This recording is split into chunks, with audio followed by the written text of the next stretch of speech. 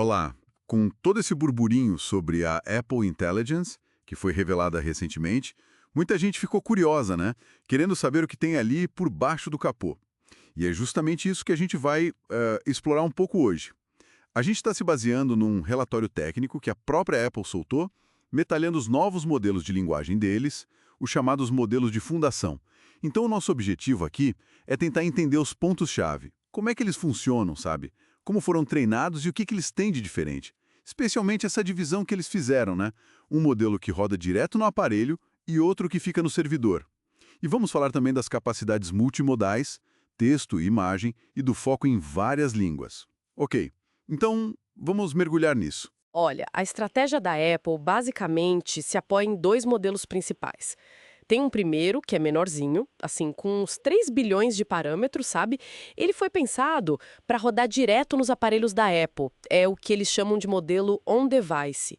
E aí tem o segundo, que é bem maior e fica hospedado em servidores. Esse é para tarefas mais complexas, mais pesadas mesmo.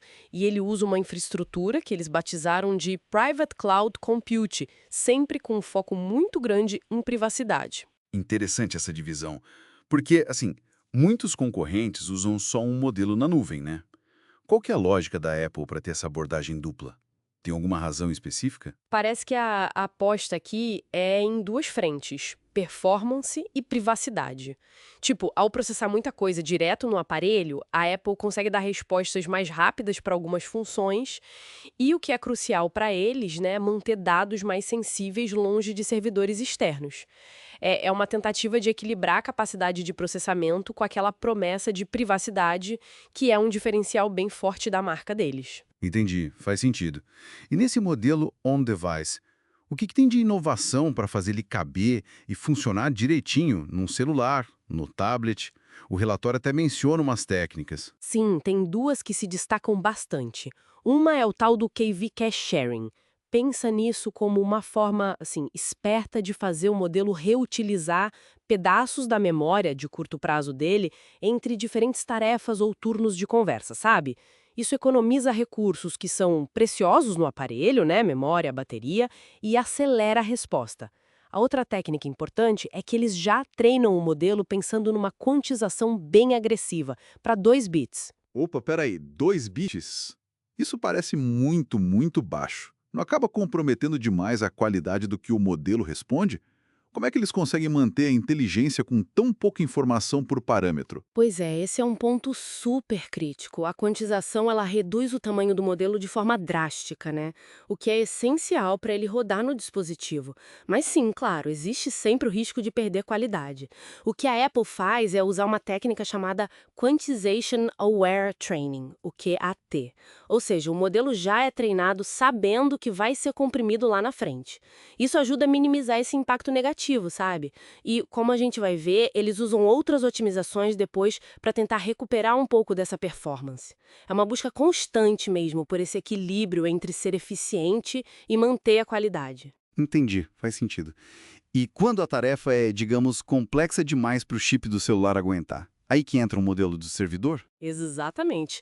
Para essas tarefas mais pesadas, aí sim entra o modelo maior, que fica lá no servidor. E a grande novidade na arquitetura desse modelo é o que eles chamam de Parallel Track Mixture of Experts, ou PTMO. Imagina que você tem uma equipe de especialistas dentro da IA, sabe? Em vez de ter um único cérebro gigante tentando fazer tudo ao mesmo tempo, o sistema direciona partes da tarefa para o especialista que é mais adequado para aquilo. Isso permite que o modelo seja bem maior, mais capaz, mas sem explodir o custo computacional na hora de usar. É mais eficiente. Ah, entendi. E tudo isso rodando naquela Private Cloud Compute que você mencionou, reforçando a privacidade mesmo quando a informação vai para a nuvem deles, certo? E a parte de entender imagens, como que funciona isso? Para isso, eles integram um componente chamado Vision Encoder. Ele é baseado numa arquitetura bem conhecida, a VET, de Vision Transformer. Basicamente, o que ele faz é transformar a informação visual de uma imagem numa representação que o modelo de linguagem consegue, digamos, entender e processar junto com o texto. Isso abre um monte de possibilidades para funcionalidades multimodais, né? Como pedir para descrever uma foto ou fazer perguntas sobre um gráfico que está na tela. Falando em entendimento, como é que esses modelos foram treinados? De onde vieram os dados todos? Olha, os dados de treinamento são a mistura, viu? Tem conteúdo licenciado especificamente para isso, tem informações que eles coletaram da web usando o crawler deles, o Applebot, e eles fazem questão de dizer que respeitam aquelas diretrizes robôs.txt, né, para quem não quer aparecer, e também tem dados sintéticos que eles mesmos geram internamente para garantir alta qualidade e cobrir alguns cenários específicos. Agora, o ponto que a Apple martela muito, muito mesmo é: nenhum dado pessoal privado dos usuários é usado para treinar esses modelos de fundação. Isso eles reforçam bastante.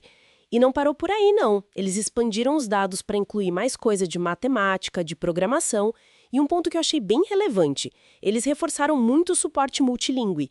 No treinamento continuado, a proporção de dados que não são em inglês e que inclui explicitamente o português, olha só, aumentou de 8% para 30%. Nossa, 30%. É um salto considerável. Isso mostra uma intenção bem clara de fazer a ferramenta funcionar bem globalmente, né? Exatamente. Sinaliza que eles querem que seja útil de verdade em outros idiomas.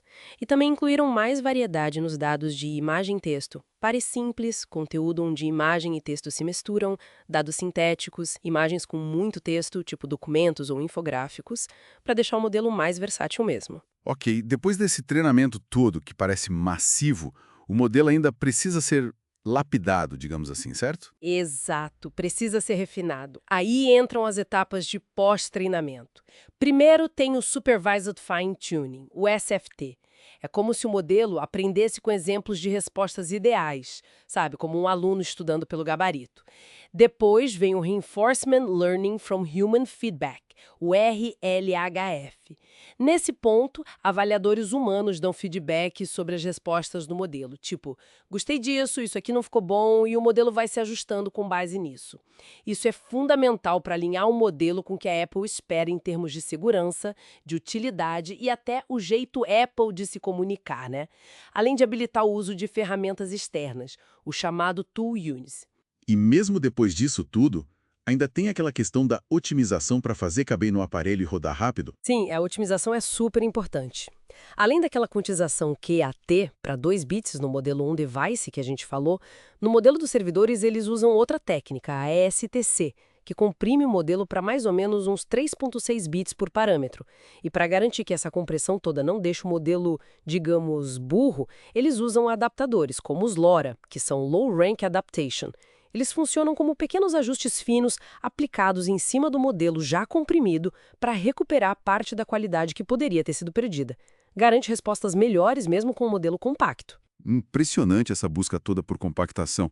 Fica bem claro que rodar IA de forma eficiente, seja no nosso bolso ou na nuvem privada deles, é o grande desafio que a Apple está tentando encarar aqui. E para quem desenvolve aplicativos para Apple, como isso chega na ponta? Bom, para a comunidade de desenvolvedores do ecossistema Apple, eles disponibilizaram um framework chamado Foundation Models, que funciona com a linguagem Swift. Isso é bem importante porque abre a porta para que eles integrem essa inteligência on-device direto nos seus aplicativos. Permite criar experiências mais ricas, mais contextuais, sem precisar depender sempre da nuvem, sabe? E tem recursos como a geração guiada, que ajuda a garantir que a IA gere exatamente o tipo de conteúdo ou formato que o aplicativo precisa naquele momento. E como é que esses modelos da Apple se comparam com outros que já existem no mercado?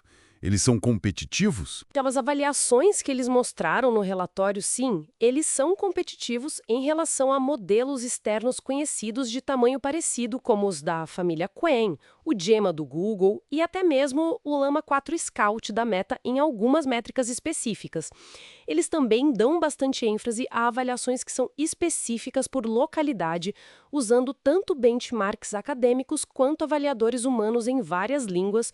Os gráficos no relatório, por exemplo, mostram resultados específicos para nós, para o português brasileiro, o que é bem interessante de ver. Então tá, para a gente amarrar tudo isso, o que fica de mais importante? Qual é o resumo da ópera? Basicamente, o que a gente vê é uma abordagem de IA da Apple muito focada em integração e privacidade, E isso se sustenta em dois tipos de modelos. Um que é super otimizado para rodar direto no aparelho, buscando eficiência máxima ali, e outro maior e mais escalável para tarefas complexas, mas que rodam numa nuvem privada deles.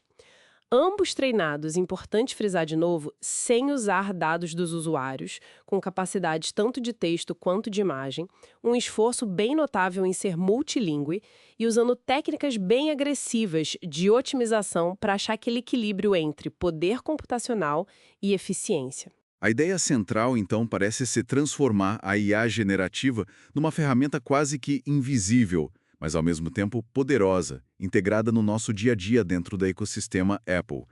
E de um jeito que seja útil, eficiente e, principalmente, que respeite a privacidade. Exatamente isso. E aí acho que fica uma reflexão, né? Como que essa estratégia de dividir o processamento, uma parte no dispositivo, confiando na capacidade local, e outra parte numa nuvem que é controlada e privada, pode acabar moldando não só o futuro dos aplicativos dentro do mundo Apple, mas também as expectativas gerais de todo mundo sobre o que esperar da inteligência artificial em termos de privacidade e performance daqui para frente. É algo para a gente pensar.